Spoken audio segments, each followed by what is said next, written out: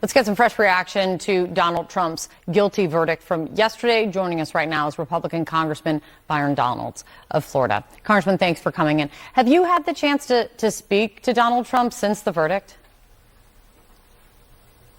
I actually talked to the president last night. He was still in good spirits, primarily because he knows that this is a joke and it's a farce, although it's serious in nature because what happened in New York was a travesty of the justice system. You had charges that first should never have been brought in the first place.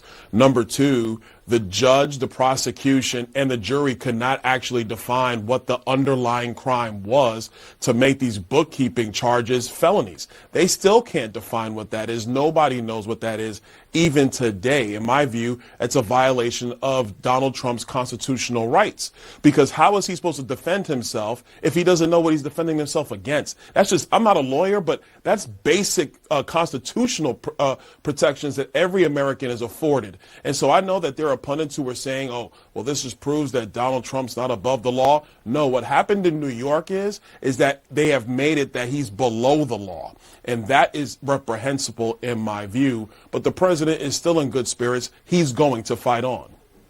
And some of what you lay out is definitely going to be part of the appeal that they'll be putting forward. We heard that some from Todd Blanche's attorney just last night. You were not happy with the verdict. On CNN last night, I heard you say you don't respect what the jury said with their verdict. It's a jury of, it's a jury of their peers. It's a jury of 12 ordinary citizens and 12 people coming to a unanimous verdict. How did they get it wrong? Why don't you respect their verdict? Oh, listen, a number of reasons. First of all, Alvin Bragg ran for office saying he was going to get Donald Trump. Not that there was some specific crime to look at, that he was just going to do whatever it took to get Alvin him. Bragg wasn't in the jury room. But hold on, but this is important. But this is important because this is what the jury hears when they're in that courtroom. They're hearing from a prosecution team put together just to get Donald Trump, regardless of whatever might have occurred, positive or negative. You got Matthew Colangelo, the number 3 from Maine Justice, bumped down to a frontline prosecutor. That never happens in any profession, let alone the legal profession. Number 3, you have the judge. He's definitely biased against Donald Trump, obviously a supporter of Joe Biden, has donated to Joe Biden. His daughter is making millions of dollars raising money for Democrats using the trial as a backdrop. Number 4, the jury instructions were an absolute joke. They told the jury you don't even have to agree on the underlying crime. If some of you think it's tax evasion, cool. If some of you think it's campaign finance, cool. Whatever it is, all you got to do is come back and say that he's guilty. That is not the way a jury trial is supposed to be conducted. So how can I respect the verdict of a jury when everything that was put into the jury's hands was corrupt in the first place? Former Republican governor of Maryland, currently running for Senate, Larry Hogan, he said this right as all of this was happening, and this is in direct contrast to exactly what you're saying, Congressman. Larry Hogan says, regardless of the result, I urge all Americans to respect the verdict and the legal process. Going on to say, we must reaffirm what has made this nation great, the rule of law. That tweet was responded to from Trump's campaign co-chair, Chris LaCivita, who tweeted, "You just ended your campaign." Are you okay with that? That just saying you want to respect the verdict and rule of law should mean the end of a career in Republican politics? Listen, I don't agree with Larry Hogan. He is wrong because you cannot respect the process when the fix is in from the beginning.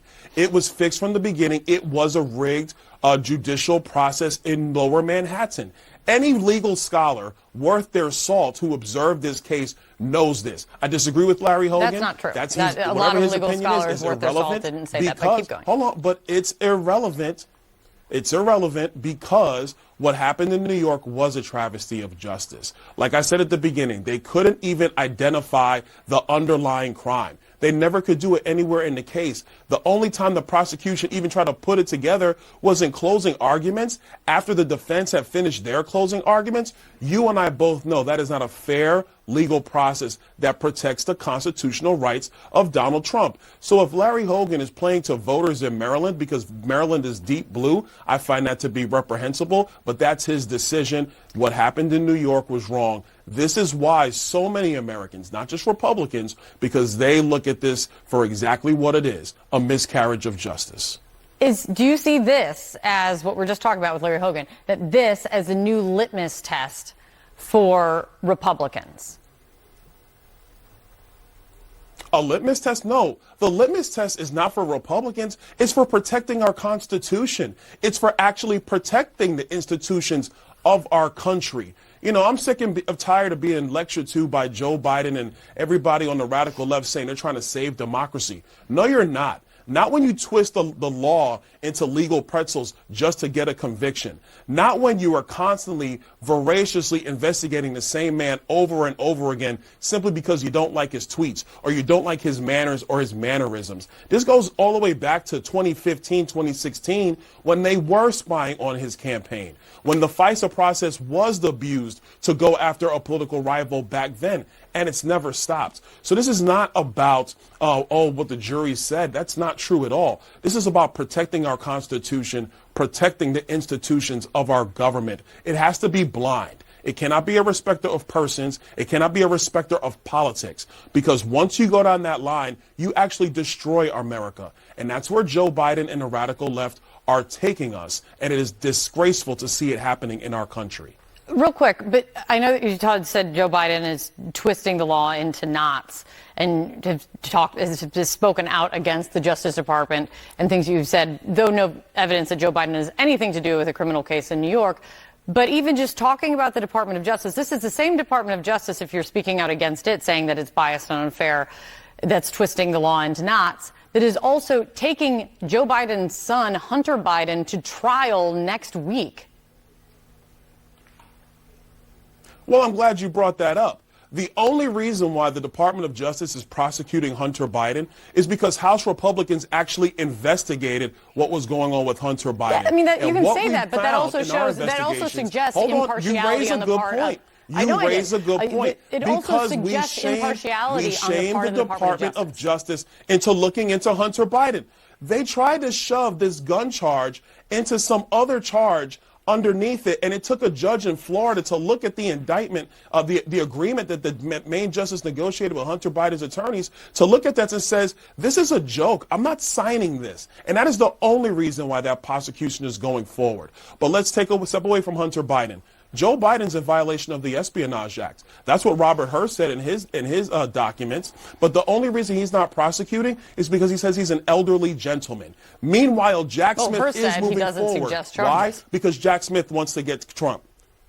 That is not true. Joe Biden took documents when he was a U.S. Senator and a Vice President of the United States. That is a clear violation of the Espionage Act. And your elderly state does not protect you from violating the Espionage Act. It does not. But that's what Main Justice is doing right now under Merrick Garland. So you tell me what's fair.